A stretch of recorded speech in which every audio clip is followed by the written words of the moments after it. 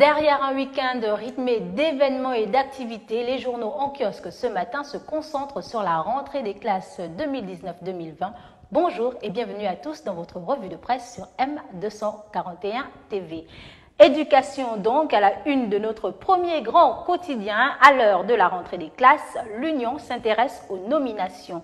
Très attendues, elles ont été rendues publiques hier soir par le ministère de l'Éducation nationale. Une rentrée au forceps, titre la une de Gabo Matin qui revient ce matin sur le défi de cette année qui, pour les observateurs de notre hebdomadaire d'information générale, les préalables conduisant à son effectivité sont loin d'être satisfaits.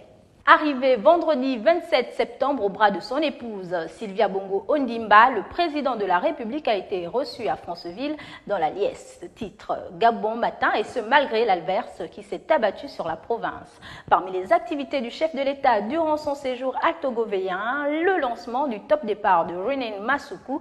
Ali Bongo a également été vu dans le village Eyunga en train de constater les avancées du projet fruitière Eyunga, cette plantation de plusieurs hectares où sont cultivés ananas MD2 et bananes Cavendish, ce qui fait dire au site d'information lalibreville.com que dans le Haut-Ogooué, Ali Bongo renoue avec les sorties sur le terrain. Un week-end bouillonnant d'activités qui, selon le quotidien national, aura disposé les cœurs des populations altogovéennes désormais plutôt rassurées.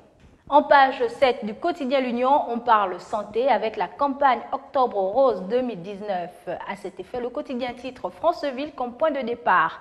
Le lancement de la campagne a eu lieu samedi 28 septembre à Franceville par la première dame Sylvia Bongo Ondimba. À ce sujet, Gabo Matin en a fait un point dans sa page 3, parlant ainsi de sa visite au village rose du 10 km de Franceville où la première dame a pu s'enquérir de l'effectivité de la sensibilisation, du dépistage et quelques autres activités ludiques organisées au sein du dit village.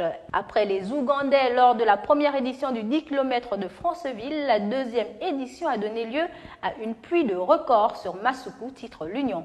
De nouveaux records établis samedi 28 septembre, cette fois par les Kenyans. Chez les hommes, Candy Kimbuiwot a fait 28 minutes 58 secondes. Chez les femmes, le record a été pulvérisé par Nora Geruto avec 32 minutes 59 secondes au chrono. Un record également pour Marius Opana Lendengu, premier Gabonais à l'épreuve avec un temps record de 35 minutes dans la catégorie amateur.